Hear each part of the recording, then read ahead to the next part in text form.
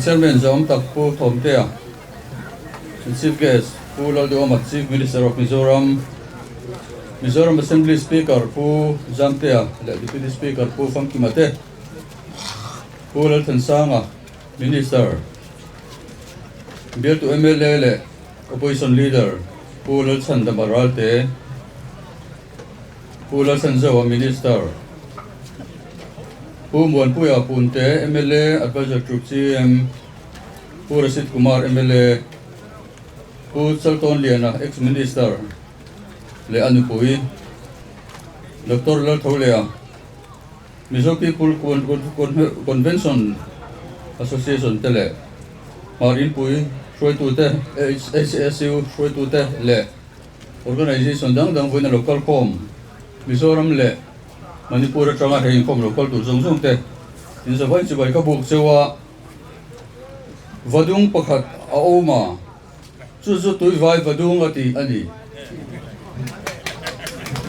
Mà trong anh ai số lâu phản sự thiêm về đón xí là họ các xuân dọc đổ là mấy số trong những cái xuân dọc mấy này với ni ni xin xét lạc tập do phát history anh đi tuổi puin mình đang thì chuan lấy tết độ cái anh à mà rồi chuan nung bera sang cái zakwa sum ko pasaria tuổi liền in kan lấy chu atichata chú mình hùa chuan lấy hi kan lấy tao ni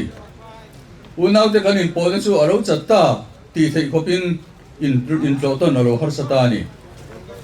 ti chuan kum som ni le pariya taral hùa lấy chu do kai aro ni le ta ai zo la train mi thanem tak kan no sowa Mizoram Lal Bel Chief Minister ho ina la in khom na kan ne ya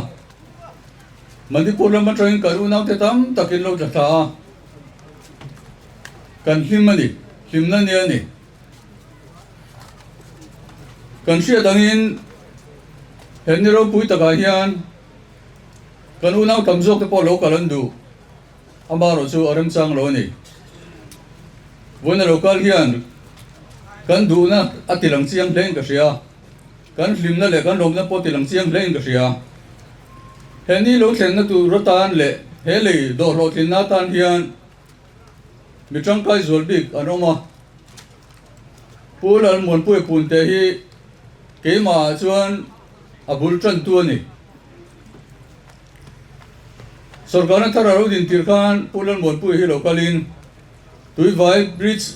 tui vai le do trul zia ron soya le cha hlui la khomin ado thei mai anga tia kan zir chianga poi mo zia ka ria ke point kan chief minister po ka sila kan chief minister ram ti nai malak so nga la nia ama nge kalin malak dan te han bua ai zora lo ho chuan kan be se pa mi lo he lei do na tan hian cheng vai bel singa aron sam son ani ti chuan phur takin malak so ni ta ni hemi bo hian kan engineer ten fakom khup maya a thati ka se to wangin assembly a commitment ka siama amaro chu anua chuanin engtinga ka tianga commitment te siam mai ni thilar sa ne thil khirania kumsom ni pasari sung siam lo nom to chu ti ba siam the ni le withdraw ro te po min ti ani a hing che le ka hing chianga ta na ngai le ka ta ba na ngai le ka ba ngam ti huamin ka withdraw lo nga thei patok in trani lang ro ka ti ani ti chuan kan chief minister kai hroina zara he tiang hian alo chawa alo pui ting ta ami kan in pu ka kan in chu ma ti ngoi turania alo mom ko moya unity bridge ti te tinge ni pu chal ton ler phu ka in zum khop daram pang hoi sei tak khania o union ti te po omani tin ka portion ka than ron puin nei boka eng po ni se atum le po ka chu thumun vet kan in zum khom na kan du zia at kan ti ran na vet ani suwangin mual sana cheng mai la har sana kan toi kan in tran pui tho kan in thau tha thei lo identity sang nei thei kan ni lo kan nei po kan ni lo mizo paming thang la ziak thiam kan nei te chu pukeri vo maten ni ai zon dura le tangwal te chuan are la du ti te chuan limpui li tu khat heta lam kan mu jong jong ka hu ta kan nei ve di ve kan ni adang lam na chu check in ti kha enge ni zero kan ri kha check kan ti ku ti ma ti ra kha tet in ti mo ni kha dang lam na mai so ni chu wangin he le hi do kai ni se kan du em na san te aming kan phu atanga sei se lo lang te voin de kan local form kan ngai poi wo se kan ti ran na te hi unau kan ni in hai tur kan ni lo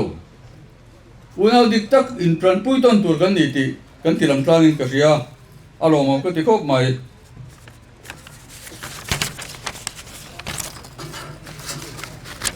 voina hian ma son da thar kan bua sang ka ko sam ko pasare tangin sang ni le som ni pa chu kum som ni pariat ani tu ti chung chuan lei do ani lawa opposition leader zom ta putsan te khan ron soya lei do nan ma kan la ti do na mo ka tia kong kan sia la ti ta lawa kong an sia ka chu adi lei roi chu ZPM alo sarkar kum ka chungin ado kai ni ti kha mizo historia kan share ren ka be sei chu ka soi te tong no se ka lo me